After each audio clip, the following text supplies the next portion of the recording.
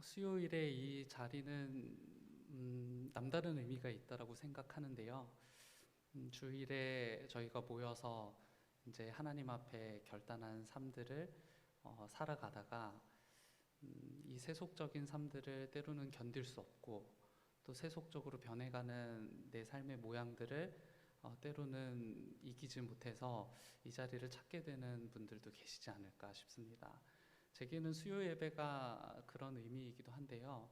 일주일 동안 너무나도 세속 속에서 그 세속에 물들어가는 삶을 살다가 다시 한번 하나님의 교회로 찾아 나와 하나님 앞에 서고 하나님의 말씀 앞에 나를 비추면서 어떻게 하면 내가 이 세속의 묵은 때로부터 벗어날 수 있을까를 고민하는 시간이기도 하지 않겠어요? 그런 의미에서 이 시간이 모두에게 그런 시간이셨으면 좋겠습니다. 우리가 때로는 하나님을 두려워하는 마음, 하나님을 경외하는 마음을 잃어버리고 살아가잖아요. 저는 여전히 이 시간 그리고 이 예배가 굉장히 떨립니다. 그게 뭐 어떤 이유에서이든지 간에요. 좋은 마음이라고 생각해요. 늘 하나님 앞에 또 교회 앞에 우리가 두렵고 떨리는 마음으로 서게 된다면 우리가 하나님을 바라보는 시야 역시 조금 더 깊어지고 또 넓어지지 않을까 생각합니다. 그런 은총이 우리 모두에게 있게 되기를 소망합니다. 당신들의 천국이라는 소설을 아마 들어보셨을 텐데요. 제가 대학교 입학하고서 얼마 지나지 않고서 읽었던 책인데도 여전히 이제 머릿속에 기억이 남더라고요. 소록도에 한센인들이 격리되어서 살았었고요. 그곳에 한 신임 원장이 부임하게 되면서 벌어지는 이야기를 담은 책인데 이 책의 내용을 살펴보면 책의 제목이 아주 쉽사리 이해되는 책입니다. 책의 제목을 기억해 주세요. 당신들의 천국이라는 책입니다. 이 소록도에 새로 부임한 원장은요, 굉장히 호기롭게 한센인들의 천국을 만들어 보자 라고 이렇게 비전을 선포해요. 그런데 한센인들에게는 결코 천국일 수 없었던, 그러니까 한센인들의 입을 통해서 나왔던 천국은 그저 당신들만의 천국이었다 라고 이렇게 이름하고 있을 뿐이었다라는 거죠. 이 소설의 제목에서는 당신들이라면서 복수의 표현으로 사용을 했는데 그동안 소록도에 부임한 원장들 중에 한센인들의 천국을 말했던 사람이 없었던 건 아니었던 거예요. 전임 원장들, 그러니까 신임 원장이 부임하기 전에 소록도에서 원장 생활을 지냈던 많은 원장들이 한센인들이 원하는 천국을 함께 만들어 보자라는 비전을 선포했었는데도 그들은 한센인들을 위한 진정한 천국을 만들기보다는 자신들의 업적을 치장해서 어떻게 하면 더 좋은 병원으로, 더 좋은 시설로 이동할 수 있을지가 그들의 관심이었을 뿐이라는 거죠. 결국 전임 원장들은 자신들의 동상을 소록도에 세운 채 떠나가는, 그야말로 한센인들이 느끼기에는 그들만의 천국, 당신들만의 천국일 뿐인 그런 천국을 만들어 놓고 떠났다라는 것이 이 책이 전하려는 메시지의 일부입니다. 설교 제목을 정하고서요, 제가 읽었던 당신들의 천국이라는 소설이 떠올랐던 이유는 두 가지였는데요. 하나는 한국교회가 말하는 천국이 혹시 다른 사람들에게는 당신들의 천국으로 비춰지지 않을까 하는 염려 때문이었고요. 또 하나는요, 오늘 본문을 포함한 성경 곳곳마다 등장하는 유대인들 때문이었는데요. 이 유대인들이 본인들이 가지고 있었던 율법을 매우 정확하게 준수하고 그리고 자신들처럼 살지 못하는 사람들을 비난했던 것은 유대인들 역시 그들만의 천국을 마음 가운데 소유하고 있었기 때문이 아니었을까 하는 생각이 들었기 때문입니다. 오늘 성경을 함께 읽었지만 제가 눈길을 쉽사리 지나치지 못하겠는 한 문구가 있었거든요. 19절을 보시겠어요? 25장 19절을 보시면요, 유대 사회와 바울 사도의 갈등을 로마인들이 단 한마디로 정리를 하는데 저는 굉장히 허무하다라는 생각을 했거든요. 유대 사회와 사도 바울의 갈등을 19절에서 어떻게 로마인들이 정리하냐면 자기들의 종교의 문제다라고 이렇게 정리를 해버려요. 저는 19절이 굉장히 상징적이라고 생각했던 게요. 유대인들에게는 이 고발했던 이유가 이거 정말 심각한 사회적 문제다. 바울이라는 인물이 이렇게 유대 사회에서 자신의 소신을 전하고 판을 치는 게 유대인들에게는 굉장히 심각한 사회 문제로 다가왔기 때문에 로마에게 고발을 한 것 아니겠어요? 그런데 로마인들에게는 그저 자기들의 종교의 문제에 불과했던 거예요. 즉 유대인들, 특히 유대의 고위 관료직을 차지하고 있었던 사람들은 유대 사회 안에서나 발휘될 수 있었던 영향력에 불과했던 것이지, 당시 세상을 대표하고 있었던 로마에게 있어서는 고민거리조차 주지 못했던, 그러니까 고발까지 했지만 자기들의 종교, 자기들이 가진 종교의 문제, 그러니까 로마인들에게는 고민거리조차 되지 않았던 변방의 종교에 불과했다라는 거예요. 저는 오늘 본문을 묵상하면서 묻지 않을 수가 없겠더라고요. 과연 교회는 세상이라고 불리우는 저 사람들에게, 이 나라와 이 민족에게 고민거리를 던져주고 있는 건가?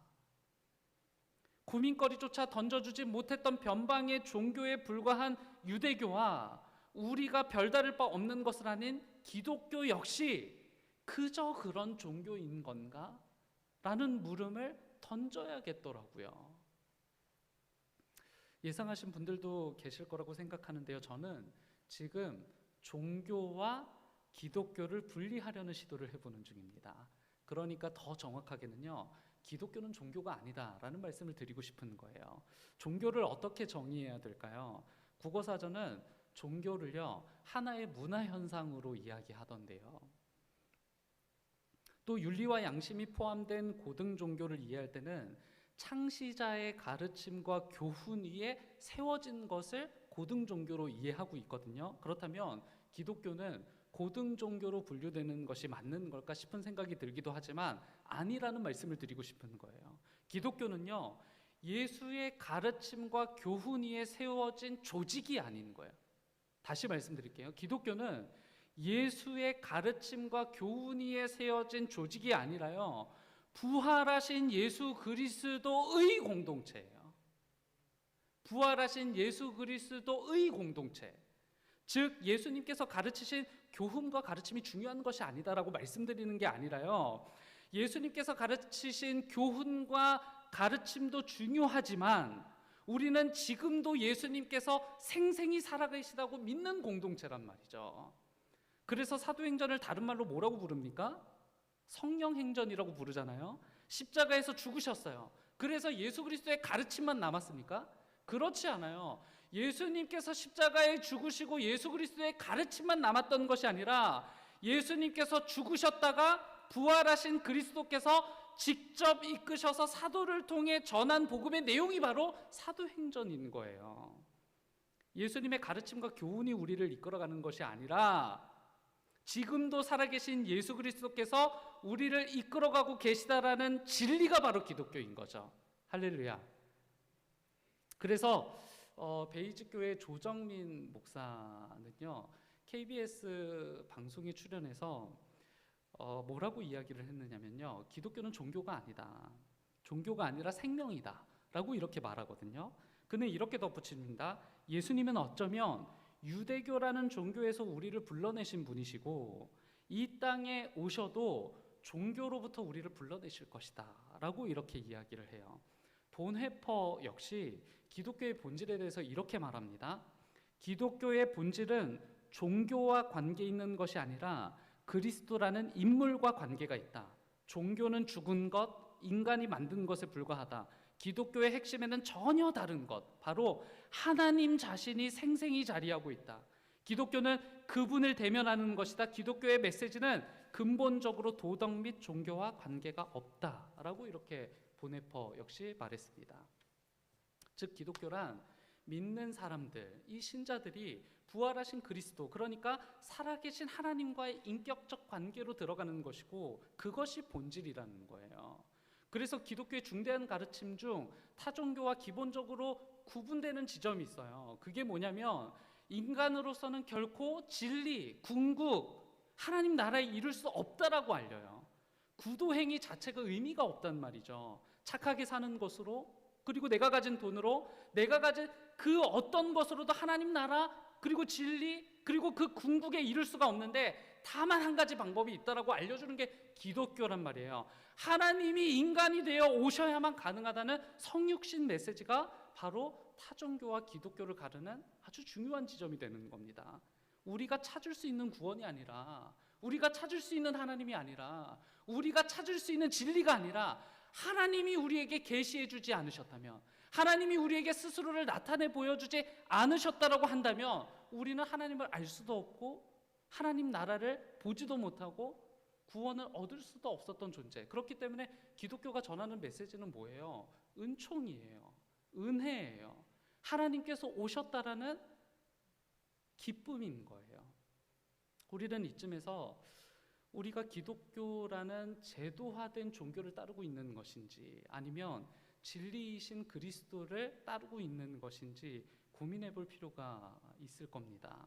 어쩌면 기독교 신앙을 가졌다고 하면서 여전히 종교적 상태에 머물러 있는 사람들이 있을 수 있고요. 기독교 신앙을 가졌다고 하면서도 심지어 무종교적 상태에 머물러 있는 사람들도 있을 수 있단 말이죠. 오늘 말씀을 통해서 우리는요, 종교로 더 깊숙이 들어가는 것이 아니라 그리스도에게로 더 깊숙이 들어가는 시간이 되어야 할 겁니다. 누가복음 10장을 보시면 선한 사마리아인 이야기가 등장하는데요. 이 이야기의 핵심이 뭐냐면 가장 종교적인 사람들입니다.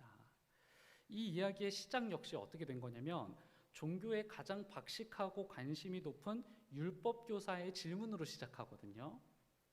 그의 질문은 모든 종교에 관심이기도 합니다. 이 율법교사가 예수님에게 이렇게 질문하죠. 선생님, 무엇을 하여야 영생을 얻을 수 있습니까? 라고 이렇게 율법교사가 물어봐요. 예수님께서 이 질문을 듣고선 율법교사와 그 주변에 모였던 사람들에게 들려주신 이야기가 바로 사마리아인 이야기였던 거죠. 예수님은 이 영생을 어떻게 하면 얻을 수 있냐고 묻는 율법교사에게 다시 반문합니다. 이렇게 물어보셔요. 누가복음 10장 26절을 보시면 예수님께서 이렇게 물어보셨습니다. 율법에 무엇이라고 기록하고 있더냐라고 이렇게 다시 물어봐요. 그리고 이어지는 대답은 율법교사가 했던 말입니다. 예수님께서 하신 말이 아니라요. 잘 들어보세요. 율법교사가 이렇게 대답합니다. 대답하여 이르되 내 마음을 다하며 목숨을 다하며 힘을 다하며 뜻을 다하여 주 너의 하나님을 사랑하고 또한 내 이웃을 내 자신같이 사랑하라 하였나이다. 율법교사가 이미 알고 있었어요.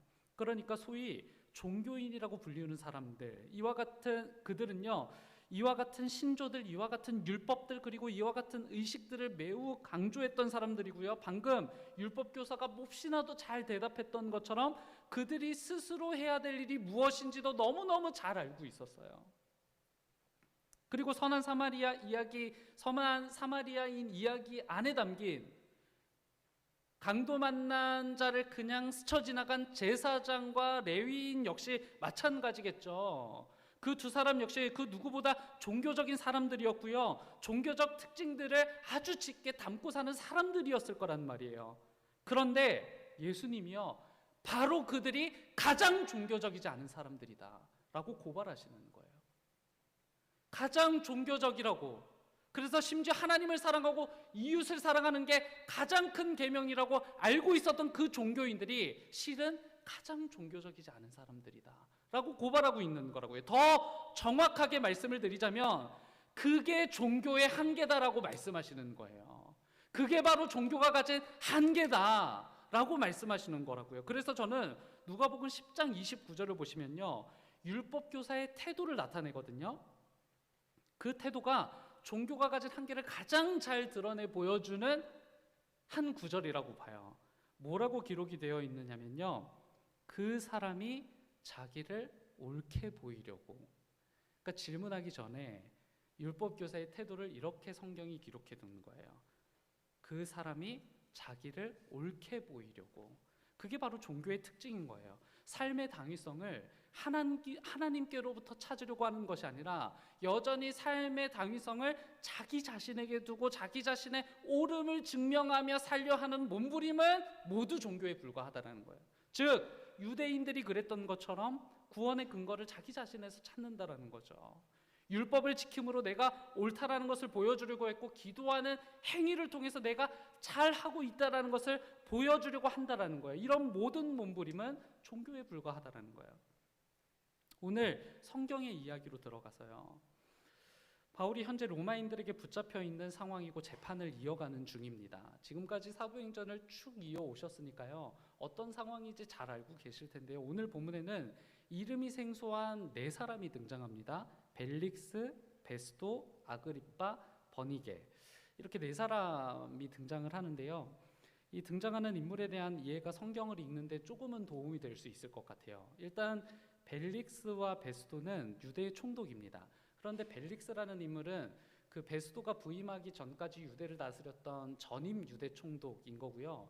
베스도는 현재 유대 총독인 거예요. 벨릭스 후임으로 온 사람인 거죠. 그래서 현재 유대를 다스리고 있는 총독은 베스도가 되는 겁니다. 아그리빠는 이스라엘의 왕이 되었어야 마땅했는데 아그리빠 왕이 17살, 그러니까 굉장히 어린 나이였죠. 굉장히 어린 나이였던 이 17살의 아버지가 죽으면서 당연히 왕이 되었어야 함에도 불구하고 로마의 승인을 받지 못해요. 어리다는 이유 때문에요. 그래서 결국에는 지금 유대 땅을 이스라엘 왕이 다스리고 있는 게 아니라 로마에서 파견한 유대 총독이 이스라엘 땅을 다스리고 있는 상황인 거예요.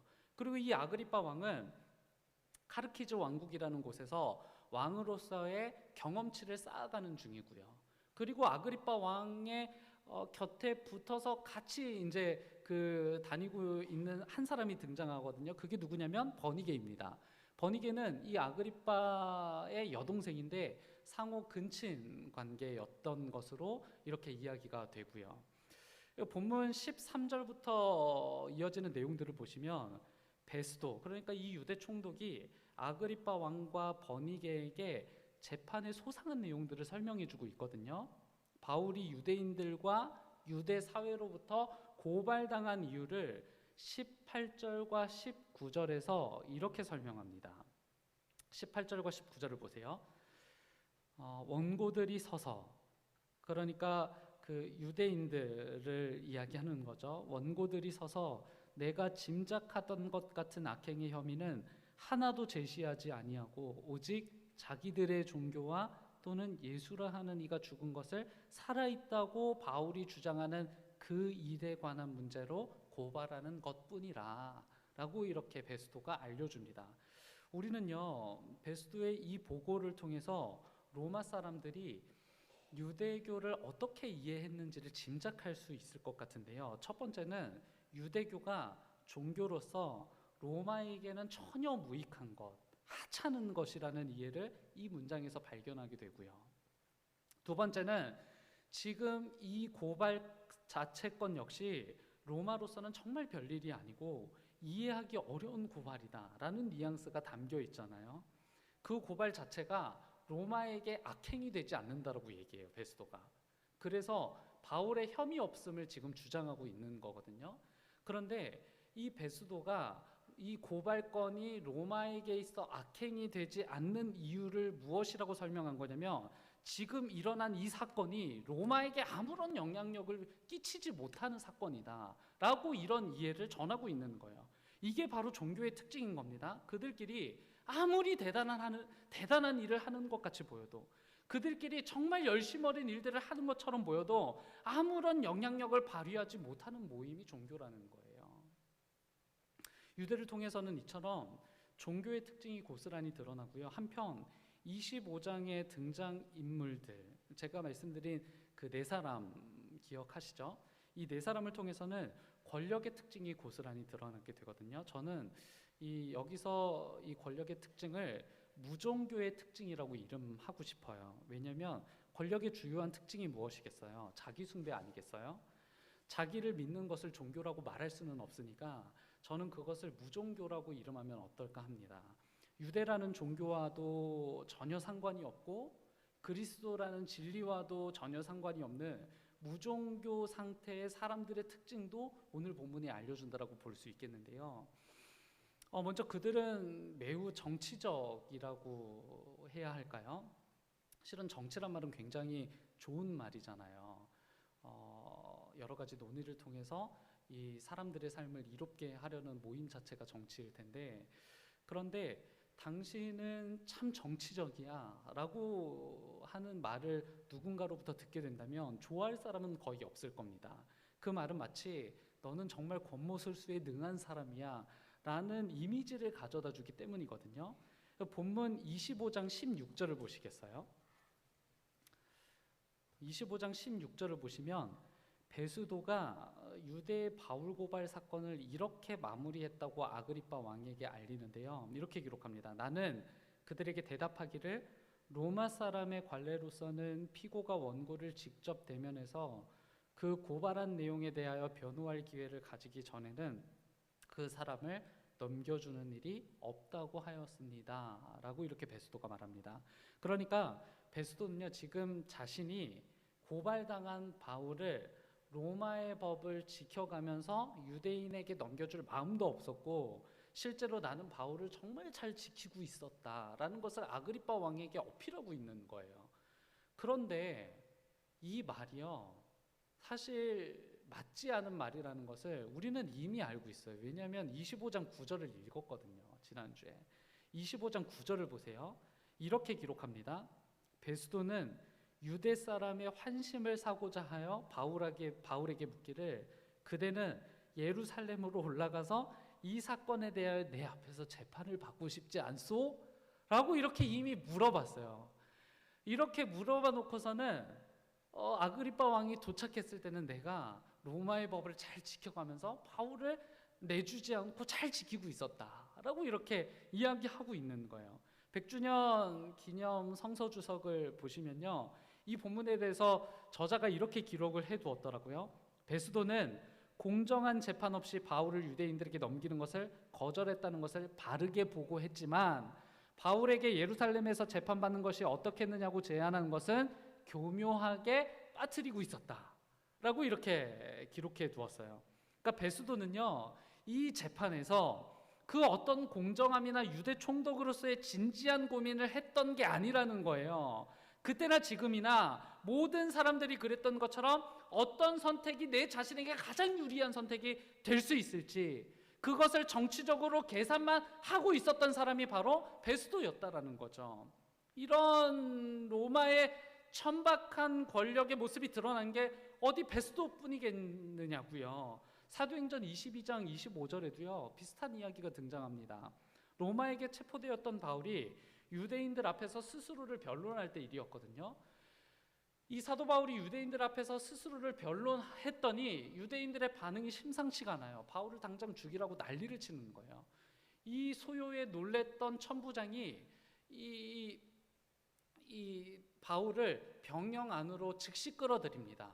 그리고 나서 무슨 일 때문에 도대체 유대가 이렇게 소요하는 것이냐, 백부장에게 바울을 넘겨주면서 백부장에게 채찍질을 가해서 왜 이런 소동이 일어났는지를 알아보게 해요. 그런데 백부장하고 사도 바울이 만났을 때 사도 바울이 얘기를 합니다. 내가 로마 시민인데 나의 죄를 정하지도 않고 나를 매질할 수 있느냐? 라고 물어보거든요. 백부장이 놀래가지고 뛰쳐나가서 천부장에게 보고를 해요. 로마 시민이라는데 괜찮을까요? 그리고 나서 22장 30절에 의하면 이 사도 바울이 로마인이라는 사실을 알고서는 바울을 처벌하지 않고 바울의 결박을 풀어줬다라고 그렇게 기록한단 말이죠. 여기에서 백부장과 천부장 역시 무엇이 자기 자신들에게 가장 유익한 일일지를 계산하고 결정을 내리는 일이 있었다라는 거예요. 이게 바로 무종교의 특징인 겁니다. 고등종교는요, 그럼에도 윤리와 양심이 중심 역할을 하고 있다면 무종교는 윤리와 양심보다는 개인의 이기가 중심 역할을 하고 있는 거예요. 무엇이 내게 가장 유익한 일일지, 무엇이 나를 가장 높게 만들어줄지, 무엇이 내가 살아가는데 가장 편리하고 편의적인 일일지만을 계산하는 특징을 가지고 있다는 거죠. 지금까지 이야기들을 통해서 분명해진 것이 있죠. 기독교는 신조, 율법, 의식과 전통도 아니고요, 그것을 조직화한 체계 같은 것도 아닌 거예요. 그것은 종교에 불과하다고 말씀드렸습니다. 기독교는 자기 자신을 사랑하다 못해 자기 자신을 숭배하는 권력, 무종교도 아니라고요. 그렇다면 기독교란 무엇일까? 마지막으로 이에 대한 대답을 사도행전에서 찾고 말씀을 마칠까 합니다. 사도 바울은 사도행전 26장에서 보시다시피 아그리빠 왕 앞에서 자신을 변론할 수 있는 기회를 얻게 되죠. 바울은 자신이 유대인들에게 고발당한 이유를 밝히면서 기독교가 무엇인지 아주 상세하게 설명한다라고 볼 수 있을 것 같은데요. 바울은 자신이 유대로부터 고발당한 이유를 26장 6절에서 다음과 같이 설명합니다. 하나님께서 주신 약속에 소망을 두고 있기 때문에 내가 고발을 당한 것이다 라고 이렇게 설명하거든요. 즉 기독교란 과거 유대가 가진 율법을 지키는 것도 아니고 또는 그들이 가진 문화와 전통을 인정하며 사는 것도 아니고요. 그들이 가진 권력을 두려워하면서 아첨하는 것도 아니에요. 26장 18절이요. 그들이 어둠에서 빛으로 돌아서고 사단의 세력에서 하나님께로 돌아오게 하며 그들이 죄사함을 받아서 나에 대한 믿음으로 거룩하게 된 사람들 가운데 들게 하려는 것, 즉 부활하셨고 다시 오실 것이며 그때 이루어지게 될 어둠이 사라진 빛의 하나님의 나라, 생명의 하나님의 나라를 소망하기 때문에 이루어진 고발이라고 사도 바울이 변론하고 있는 거예요. 예수님이 바울을 통해 이방에게 하시고 싶으셨던 것은 26장 18절대로라면 세 가지잖아요.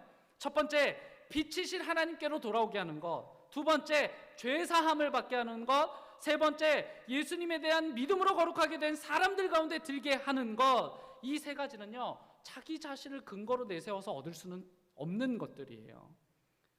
이 세 가지는 자기 자신을 근거로 내세워서 얻을 수 있는 사람이 단 한 사람도 없다라는 특징을 갖는단 말이죠. 그 누구도 자기 자신을 근거로 하나님께로 돌아갈 수 없고, 그 누구도 자기 자신을 근거로 죄사함을 얻을 수도 없고, 그 누구도 자기 자신을 근거로 거룩하게 된 사람들 가운데 껴들어갈 수도 없는 거예요. 기독교란 바로 그겁니다. 그리스도와 긴밀한 관계를 맺는 사람들, 그리스도를 삶의 근거와 그리스도를 삶의 의미로 삼은 사람들이라야 생명의 하나님 나라를 얻을 수 있다라는 거예요. 그게 바로 기독교가 가르쳐주는 메시지인 거죠. 또 한 가지 주요한 특징이 26장 15절에 담겨 있거든요. 그는 다메섹 도상에서의 자신의 경험을 진술하는데 그중 15절을 통해서 바울이 말하고 싶었던 것이요. 15절은 이렇게 기록합니다. 내가 대답하되 주님 누구시니까? 주께서 이르시되 나는 네가 박해하는 예수라. 주님 누구십니까? 하고 물었더니 주님께서는 나는 네가 핍박하는 예수다라는 음성을 들었던 순간, 이 순간을 사도 바울이 변론 중에 진술하고 있는 거예요. 사도 바울이 하고 싶었던 얘기는요, 나는 유대라는 종교와도 상관이 없고 로마라는 권력, 무종교와도 상관이 없는 사람이라는 강변이에요. 사도 바울이 얘기하는 게 뭐예요? 나는 단지 하나님을 만났다. 그뿐이에요. 뭐 유대교와 기독교의 차이가 교리적으로 어떻게 다르고 뭐가 문제가 있고 뭐가 이단적이고 뭐 로마 권력과는 어떻게 대항하고 이런 거 아니었어요. 사도 바울이 변론하는 건 딱 한 가지였어요. 나는 단지 하나님을 만났다. 그게 기독교라고요. 내가 더듬더듬 찾아 만난 하나님이 아니고 유대인 중 유대인으로 살았더니 하나님을 만나게 되었다라는 고백이 아니라요, 하나님이 나를 찾아주시지 않으셨다면 결코 만날 수 없었던 하나님, 바로 그게 하나님이 스스로를 나타내신 방법이고 인격적 만남이 가능하며 하나님과의 만남을 통해서만 나처럼 변화가 가능하다라는 이 기독교의 메시지를 한마디로 전하고 있는 것 아니겠어요? 교리의 대결로 기독교를 입증하려고 했던 것이 아니라 하나님을 인격적으로 만나는 것이 바로 기독교다라는 것을 강변했던 거예요. 오늘 말씀을 통해서 우리가 어디에 서 있는지를 살펴야 할 겁니다. 단지 종교인으로서 살아가고 있는 것인지 아니면 나 스스로를 숭배하는 무종교인으로 살아가고 있는 것인지 아니면 하나님의 초대에 응해서 인격적 만남을 기대하며 그와 같은 만남을 누리며 살아가는지 살펴야 할 겁니다. 하나님을 만난다는 건 정말 소중한 일이죠.